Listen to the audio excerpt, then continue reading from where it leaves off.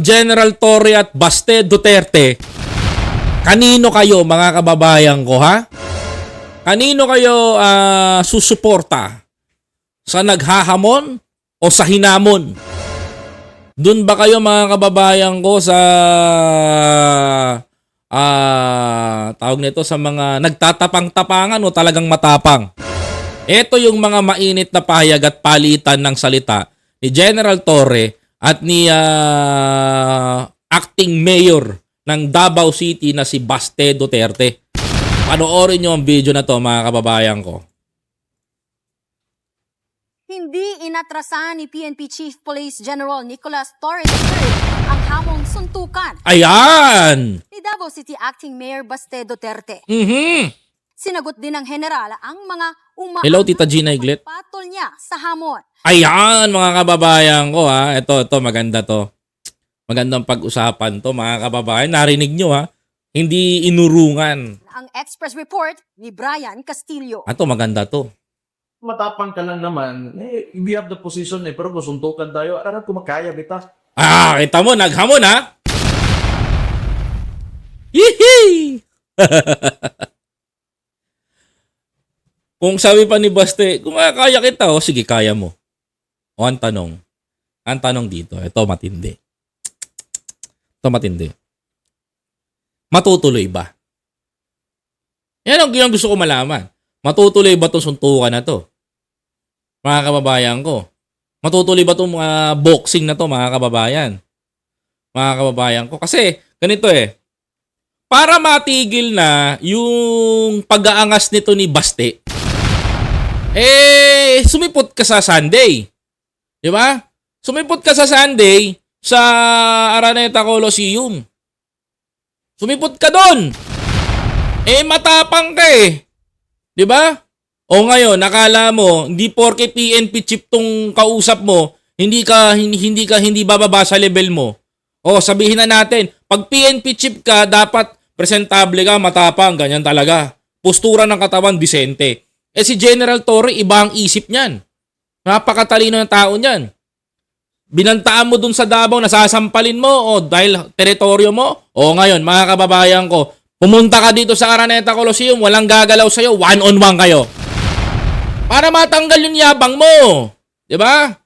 Alam mo, sa totoo lang, puro kayabang dyan Puro ka bakbak ng bakbak dyan. Ang galing mo ngumakak dito sa social media. Kung suntukan lang, kaya mo, di ayan, pinatulang ka. Pag itong si Baste, hindi sumipot sa Sunday, mga kababayan ko, ang tawag dyan, mapapahiya ang buong Davao, mga duwag. Kayo, sabi ko sa inyo, mapapahiya kayo dyan sa mayor ninyo Mga kababayan ko Kung si Duterte nga, mga kababayan ko, sa sobrang tapang, umuwi sa Pilipinas Mga kapatid, kahit pinakulong sa Netherlands Ito kayang anak niya, mga kababayan. Wrong term siya dito, mga kababayan ko. Sobra. Wrong term siya dito. Sarap talaga hawayin, totoo lang. May gigil ang pahayag na yan ni Davao City Acting Mayor Baste Duterte laban kay PNP Chief Nicolas Torre III. O, diba? Sige, ito na. Sa isang vlog, naglabas ng hinanakit si Baste na anya'y pinupuntirya raw ang kanilang pamilya. Hindi pinupuntirya pamilya nyo. Talaga may pagkakasala yung tatay nyo. Alam sa totoo lang Mayor Baste, I know your sentiment. Alam ko sentimento mo. Nasasaktan ka kasi yung tatay mo nasa Netherlands. At sasabihin mo, bilang anak mo, i-blame mo yan sa mga tao na alam mo na pwede mong pagbalingan. Like President Bongbong Marcos, mga kababayan ko. Di ba? Pinag-iinitan ng pamilya nyo sa politika. Pumasok kayo sa politika Di ba? Gumawa kayo ng mali. Gumawa ng mali yung tatay mo. Natural. Para nagutin siya ng batas. Pag pinanagot ng batas, pagdating sa inyo, bilang pamilya nyo, pinag-iinitan na kayo. That is the common reaction ng isang pamilya kapag pinag-initan. For example, ilang beses na barangay ang anak mo. Ilang beses na barangay ang asawa mo. Sabi mo, pinag-iinitan ako ng barangay. Ganon din na nangyayari dito kay Baste, mga kababayan ko. Kaso nga lang, yung barangay, gobyerno. Diba? Ngayon, sinisisi nila gobyerno, mga kababayan. Tuloy. Ang hamong suntukan, hindi inatrasan ng general. Diba? At nagsuggest pa ng venue. Kung yan ang gusto niya, madaling pagbigyan yan, boxing na lang para madaling iset up. At gawin natin this coming Sunday, 9 o'clock. I'll be there in Araneta. O, yan na. Araneta to set up a boxing ring. Hopefully, they will oblige. Kung wala naman, di maghanap tayo ng kung saan gym ang gusto niya. O, yan, ganun. Pero bukod sa palitan ng sapak, bakit hindi raw gawing sa pulsa kabutihan? O, yan ang maganda doon. Mungkahi ni Torre, charity boxing match. Marami ang nasalanta ngayon ng bagyo at baha. Maybe we can use this moment or this opportunity for to raise funds. 12 rounds sa sundukan para maganda at para medyo marami-rami ang ma-raise natin. Correct. Kasi matapang At nang tanungin kung kailangan pa bang mag-practice. Charity boxing match, kung magkasakitan, konti lang yan. O, ganun talaga. Lakasan lang ng loob yan. Sa akin naman, well, pareho lang naman kami siguro walang practice or baka kung nag-practice siya, okay lang din. Let's see. Eto na. Eto, abangan ko talaga to sa Sunday. Mainit-init na laban to, promise. Pero sa akin lang, mga kababayan ko, pasensya na sa mga taga Davao, medyo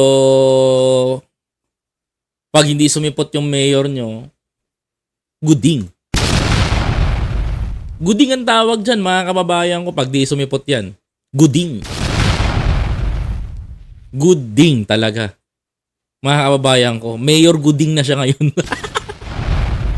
Guding Duterte. Diba? Mga kababayan ko, kasi total naman, matapang ka. Alam ko ganito eh. One of the, yung mga ganyang estilo, suntukan tayo, ganyan, sobrang pinag-initan yung pamilya namin, kayang-kaya kita. Diba? Gawain ni Digong yan eh. So, minana nung anak niya, mga kababayan ko. Kaso nga lang, yung pag-execute nito, mga kababayan ko na suntukan, iba na. Iba na yung lumabas, mga kababayan. Pucha, mas matinding General Torre. Ngayon, General Torres said, boxing ring, boxing match sila. Diba? Normal lang doon magkasakitan hopefully sana, diba, magkita-kita sila.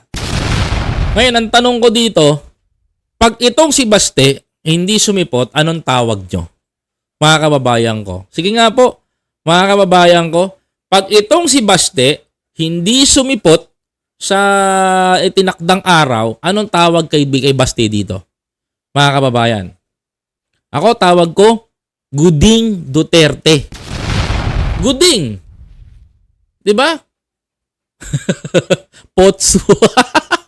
Guding Duterte na lang. Diba? Guding. Mga kababayan ko, pag guding, hindi sumisipot yun. Duwag. Tandaan nyo to, hindi kababawan ang ginawa ni General Torre. Sa mga DDS na nagsasabi, wala ka pala, General Torre, ang babaw mo pala eh. Pumapatol ka sa ganito. Yan, tanongin kita, alkalde yan eh. Maniniwala ako sa mga DDS kung itong tao na to, ordinary Pilipino. Tapos pinatulan ni General Torre, mga kababayan. Pero mayor, acting mayor to eh. No? Acting mayor, vice mayor to. Mga kababayan ko. So public official to. Parehas silang public official. Mga kababayan ko. Ang kinagandaan lang, national si Torre, local ito, mga kababayan. Pero hindi. Ang ginawa kasi nito, hinamon mo. Mga kababayan ko, kung pinatulang ka ni General Torre, hindi kababawan para sa amin yon. Isang malaking karangalan pa nga ito, mga kababayan ko, para matigil yung kakaputak nyo ng kakaputak ng ganyan.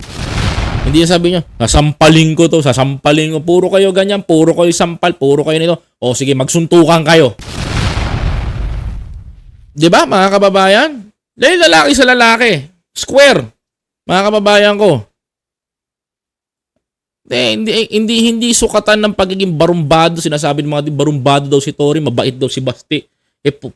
Naku, murahin. Diba? Anak ka ng teteng. Diba, mga kababayan ko? Si Baste naghamon, di pinatulan. Hindi po nakakahiya yung nakakahiya dito si Baste. Sa totoo lang.